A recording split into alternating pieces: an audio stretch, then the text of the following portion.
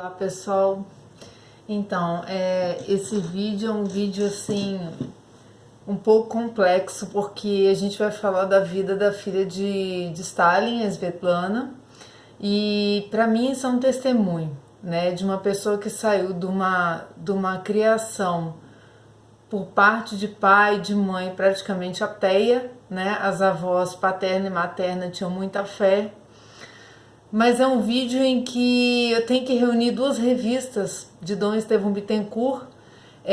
A Pergunte e Responderemos de número 299 e a de número 394. Uma de 1987 e a outra de 95. Então, na verdade, são duas revistas que traduzem uma visão um pouco diferente dela.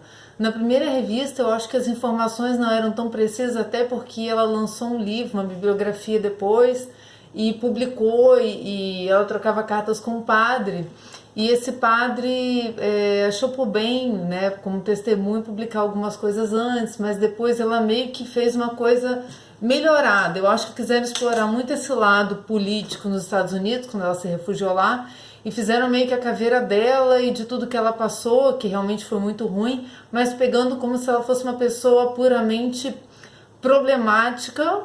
E era, mas não só isso, né? Ela era uma pessoa que buscava fé. E depois ela começou a desenvolver a fé por experiências que se passaram na vida dela. E ela foi se tornando uma outra pessoa. E por fim, ela que passou pela religião ortodoxa russa, vai ao catolicismo e lá se encontra. Então, a gente vai começar orando.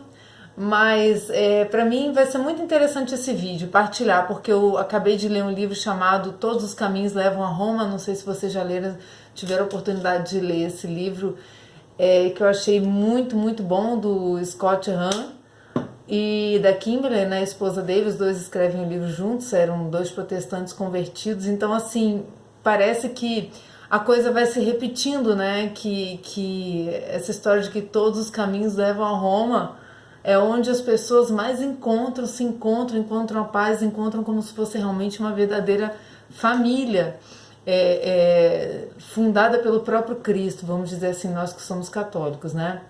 Então, são dois testemunhos, assim, com contextos completamente diferentes, experiências de vida completamente diferentes, mas parece que se você pega a revista, o livro que eu li ontem, li um dia porque eu não conseguia parar de ler, e essas revistas, parece que se encontram, né? Os testemunhos se encontram. Bom, vamos começar então. Em nome do Pai, do Filho e do Espírito Santo. Amém.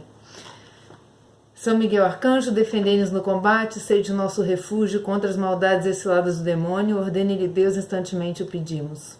E vós, príncipe da milícia celeste, pela virtude divina, precipitai ao inferno Satanás e todos os espíritos malignos que andam pelo mundo para perder as almas. Amém.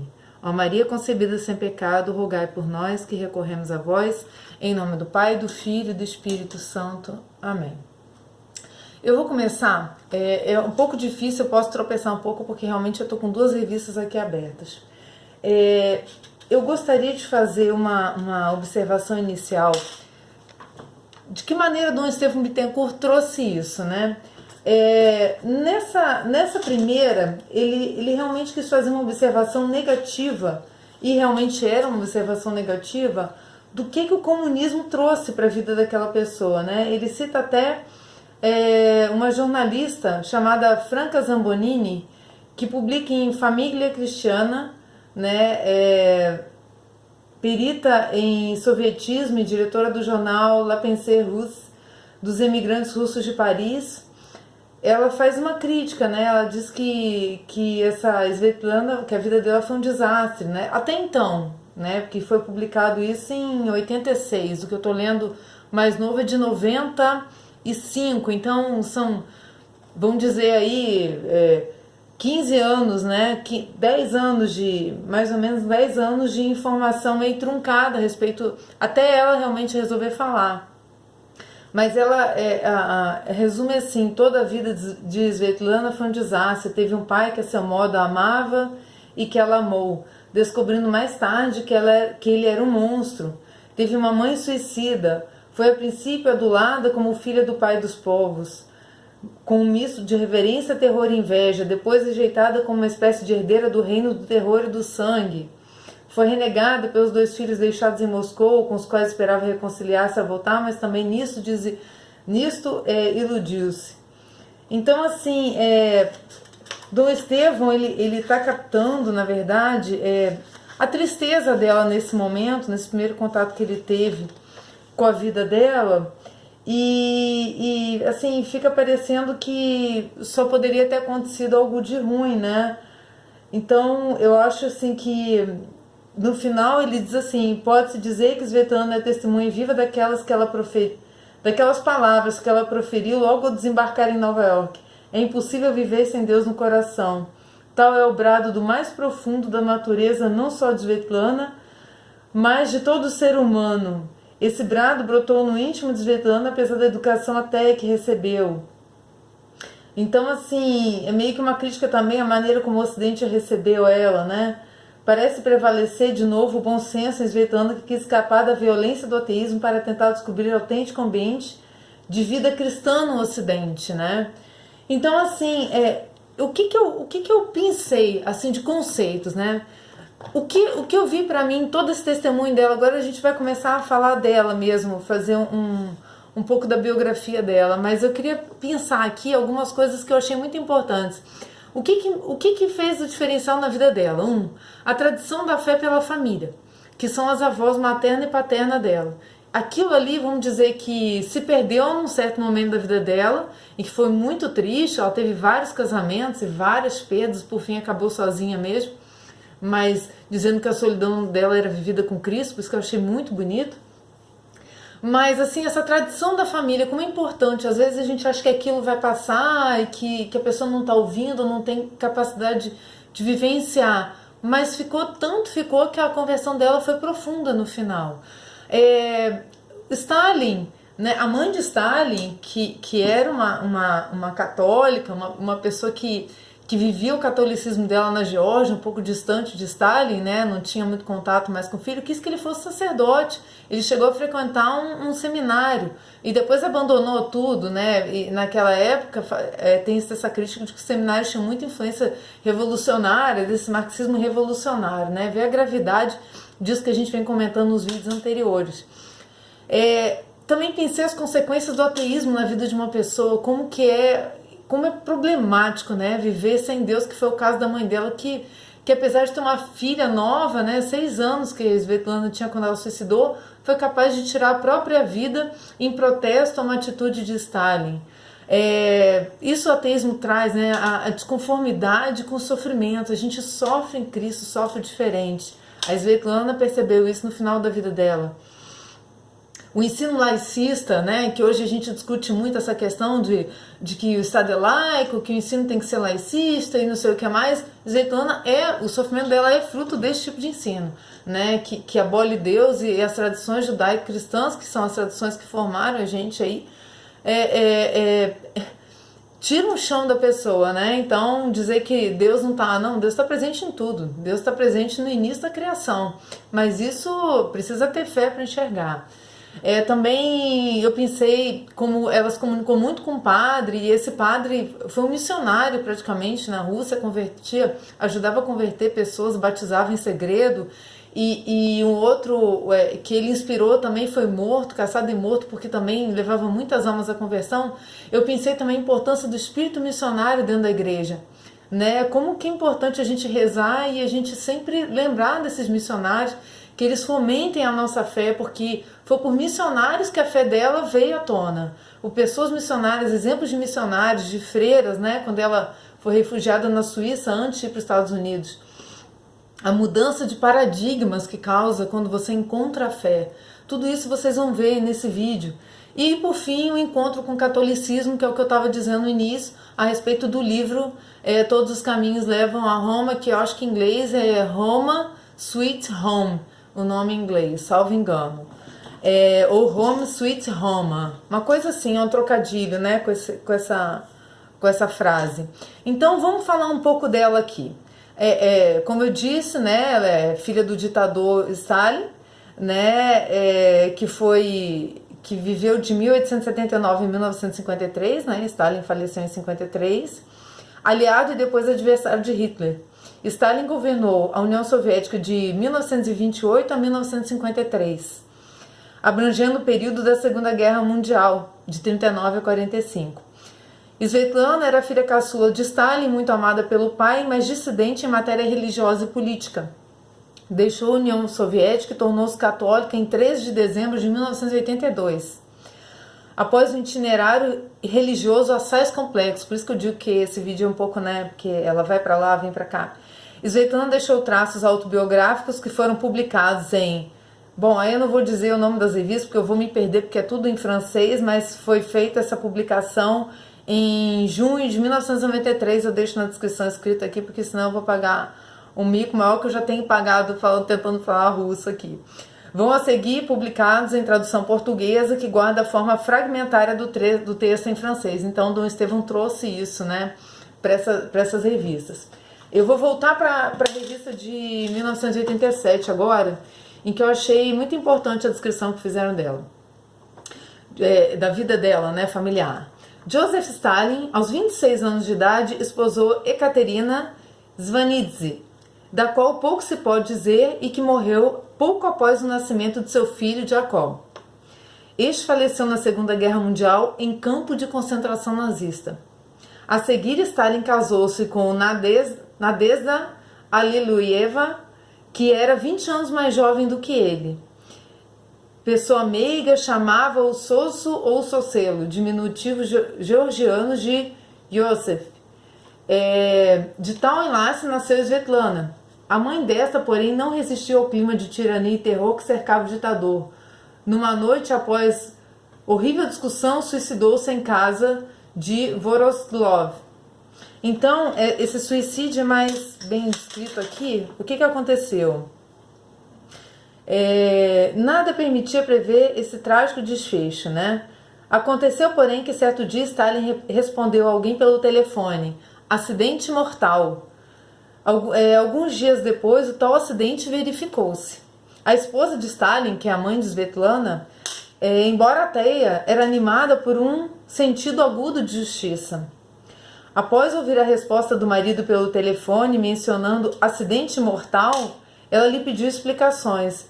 Joseph Stalin, porém, recusou qualquer tipo de retratação em sua conduta. Ela então se suicidou na esperança de despertar a consciência do marido. E assim, Svetlana, aos 6 anos, perdeu a mãe, né? Vamos voltar aqui.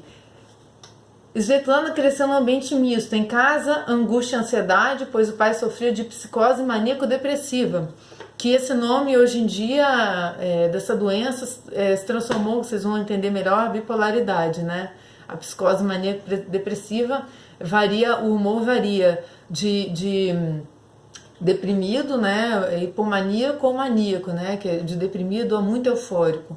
Então, o Stalin sofria com essa doença.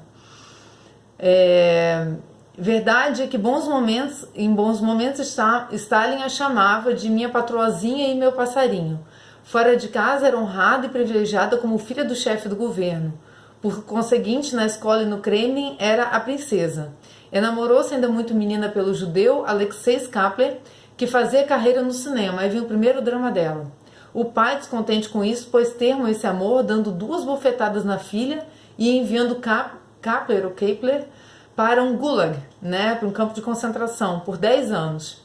Stalin, por estas e outras façanhas, era tido como homem de aço. Mais tarde escreveria Svetlana: todos nós, e eu mais do que todos, éramos obrigados a viver debaixo daquela sombra tremenda e a obedecer. Eu separei aqui que, voltando à vida dela,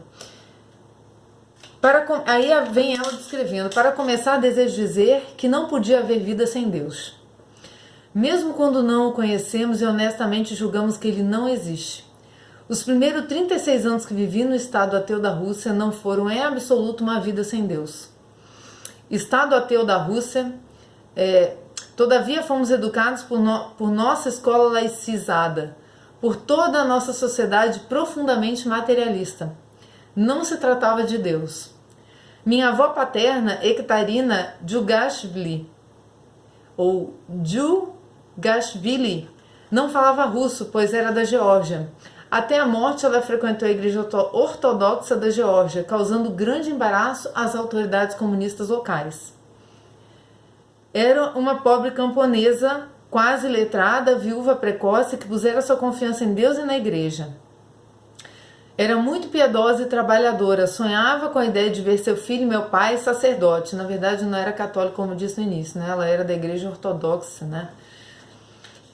Era dirigida por um padre local que levou o menino para a escola paroquial e a seguir sugeriu que o colocassem no seminário de Tiflis. O adolescente era ávido de estudos e tornava-se motivo de alegria e ufania para sua mãe. Então até aí Stalin estava absorvendo.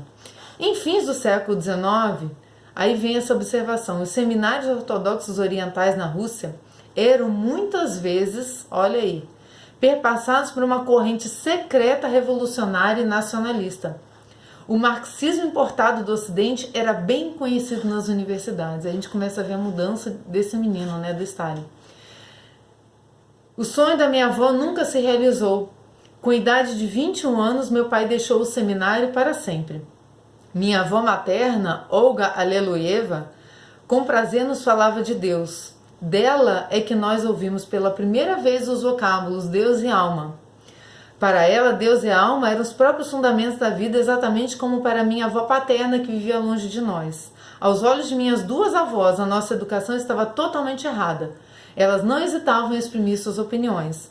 Mas se não conhecemos Deus, Ele certamente nos conhecia a todos, embora não tivéssemos sido batizados, nem nossos pais casados na igreja.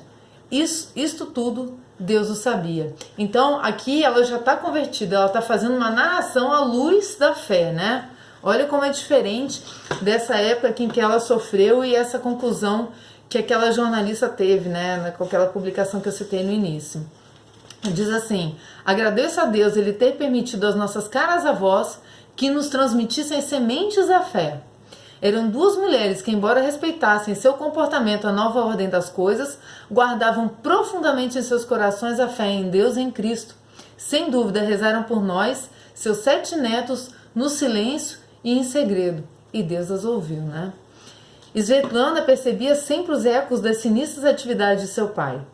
Tentava intervir em prol de um abrandamento até o dia que ele lhe disse: é este o último favor que te concedo, não voltes a pedir-me outro. Esta recusa provocou no íntimo da jovem um trauma difícil de sanar, pois ainda não tinha fé e ignorava o sentido dos sofrimentos. Teve ainda que prantear a triste sorte de seu irmão, né, que foi mandado para o campo de concentração, ao qual estava muito ligada, é o Jacob, né? Durante a guerra, este jovem fora nomeada para um posto graduado da Força Aérea, mas após a morte de Stalin foi exilado para a Sibéria, onde em breve morreu. Quando meu irmão morreu, meu filho de 18 anos estava muito doente. Aí vem a primeira experiência dela, acredito que foi um milagre. Não queria ir para o hospital, apesar da insistência do médico. Pela primeira vez em minha vida, com 36 anos de idade, pedi a Deus que o curasse. Eu não conhecia nenhuma fórmula de oração, nem mesmo Pai Nosso, mas Deus que é bom, não podia deixar de me atender. Ele me ouviu, eu o sabia. Meu filho foi curado. Para a surpresa minha, pedi a amigos batizados que me acompanhassem até a igreja. Deus não somente me ajudou a encontrá-los, mas desejava conceder-me mais graças ainda. Deu-me a conhecer o maravilhoso sacerdote, Padre Nicolau Golubitsov. Batizava as ocultas os adultos que tinham vivido na incredulidade. Foi também o pai espiritual do padre Alexandre Mann, pregador célebre, assassinado após muitas ameaças de prisão por causa de numerosas conversões que ele suscitava, especialmente entre os jovens. O padre Nicolau me disse de antemão que eu não pensasse que encontraria felicidade após o batismo. Uma coisa que a gente aprende fundamental, né? Com a conversão não vem a felicidade plena, vem também os sofrimentos da cruz. Eu não era capaz de compreender naquela época que a vida de um cristão é um caminhar com a cruz, na sequela de Cristo, e que o sofrimento é parte integrante dessa vida nova.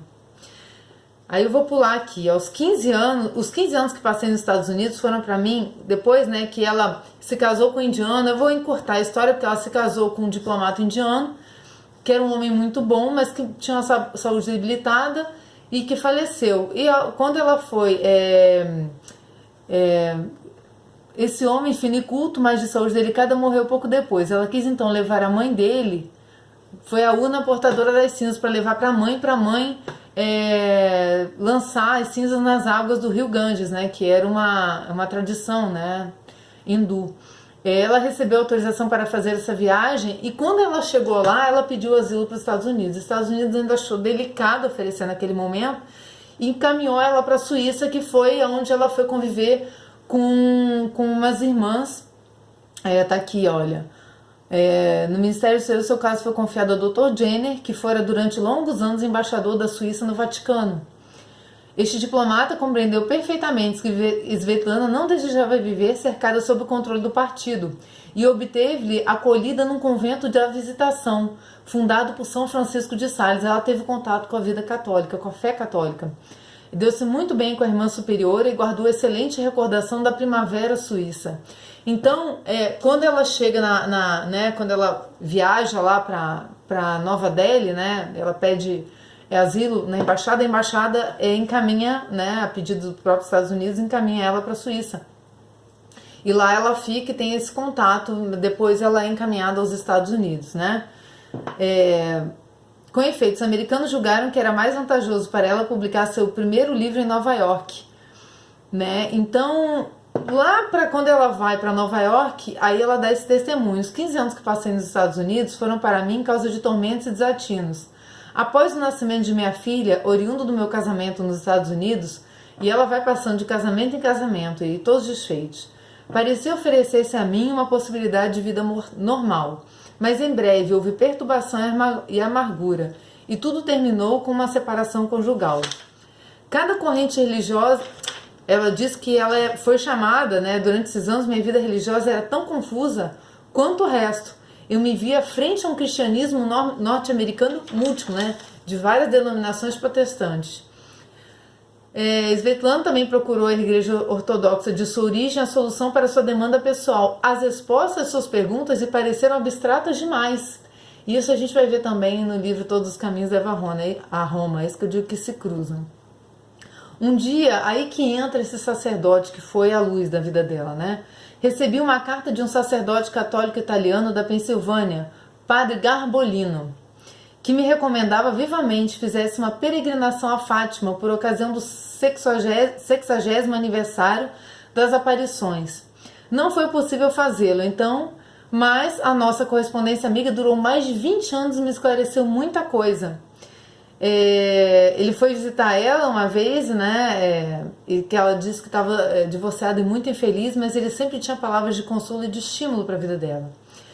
Então, ela parte com a filha para a Inglaterra em 1982 para proporcionar a essa filha, né, a Olga, acho que é Olga o nome da filha dela, uma educação europeia, né? Ela quer uma boa educação europeia. Meus contatos com os católicos eram sempre espontâneos, calmos e estimulantes. E aí ela começa a procurar por ela mesma a própria formação católica, né? Lendo livros, depois de muitos anos em contato com esse padre, ela foi assim que a leitura de livros notáveis, como de Raissa Maritain, né, contribuiu para mais e mais me aproximar da Igreja Católica. Foi assim que, no dia 1º de dezembro, por ocasião da festa de Santa Lúcia, no tempo do Advento, que eu sempre estimei e encareci, aflorou naturalmente a decisão, havia muito preparada, mas também muito postergada, de entrar na Igreja Romana. Eu morava então em Cambridge, Inglaterra, e um amigo polonês católico levou meu padre a Colgan, do seminário Allen Hall, em Londres. No dia 13 de dezembro, fui recebido na Igreja Católica. Aí você começa realmente a ver o testemunho dela. Há uma coisa que entendi pela primeira vez nos conventos católicos. A bênção da existência cotidiana, ainda que seja mais apagada, em cada momento, em cada pequeno gesto, até mesmo no silêncio. De modo geral, estou muito feliz sozinha, e é na calma do meu apartamento que sinto principalmente a presença de Cristo.